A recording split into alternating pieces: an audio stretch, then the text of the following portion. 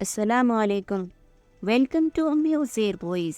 بہت مدت پہلے دور دراز کے ایک ملک میں یہ قاعدہ تھا کہ اس ملک کے لوگ ہر سال اپنا بادشاہ تبدیل کرتے تھے۔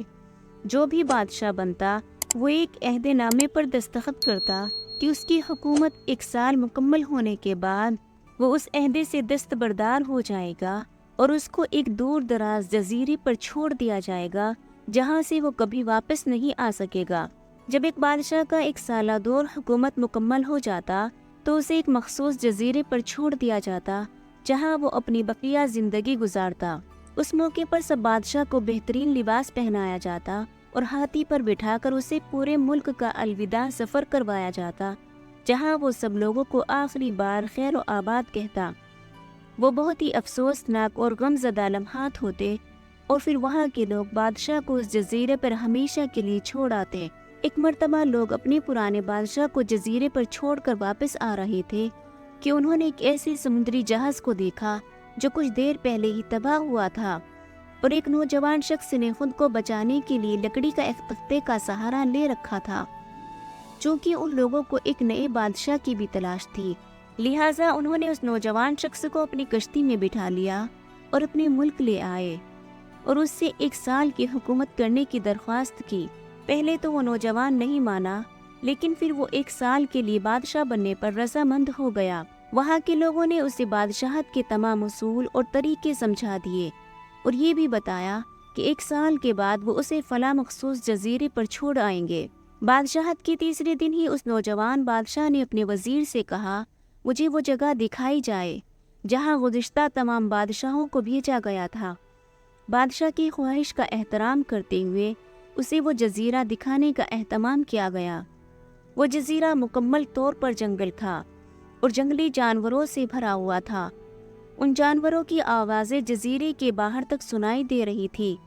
بادشاہ جائزہ لینے کے لیے تھوڑا سا جنگل کے اندر گیا اور وہاں اس کے پچھلے تمام بادشاہوں کے ڈھانچے پڑے نظر آئے۔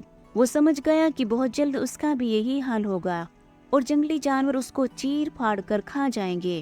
ملک واپس پہنچ کر بادشاہ نے مضبوط جسم کے 100 مزدور اکٹھے کیے، ان سب کو اس جزیرے پر لے گیا اور حکم دیا کہ جنگل کو 1 ماہ میں مکمل طور پر صاف کر دیا جائے، تمام خطرناک جانوروں کو مار دیا جائے اور سب فالتو درخت کاٹ دیے جائیں۔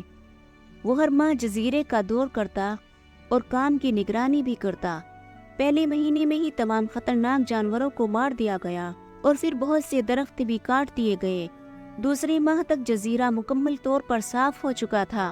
اب بادشاہ نے مزدوروں کو حکم دیا کہ جزیرے پر مختلف مقامات پر خوبصورت باغات تعمیر کیے جائیں اور اپنے ساتھ مختلف پالتو جانور مثلاً مرغیاں، گائیں، بھینسیں، بطخیں اور بھیڑیں وغیرہ بھی جزیرے میں منتقل کرتا رہا۔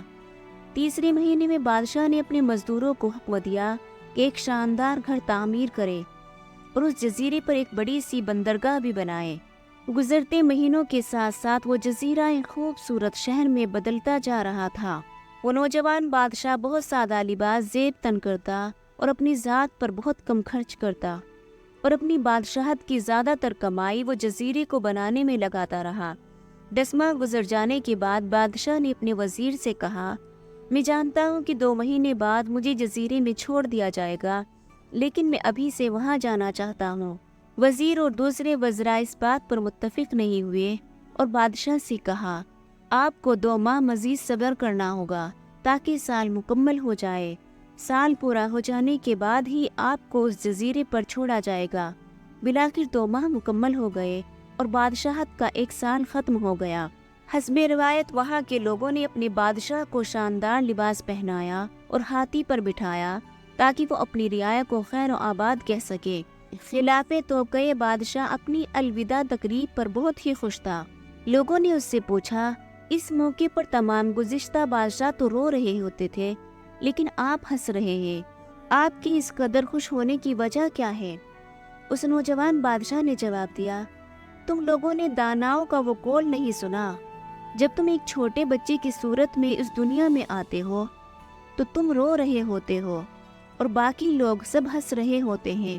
ایسی زندگی جیو کہ جب تم مرو تم ہنس رہے ہو اور باقی دنیا رو رہی ہو۔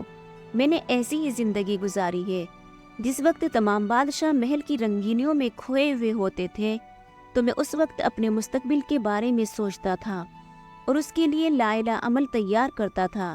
میں نے اب اس جزیرے کو کیسی خوبصورت قیام گاہ میں تبدیل کر دیا ہے جہاں اب میں اپنی باقی زندگی نہایت چین و آرام سکون سے گزاروں گا۔ دوستو، اس طرح کی کہانی دیکھنے کے لیے ہمارے چینل کو سبسکرائب کریں، لائک اور شیئر کریں۔ شکریہ۔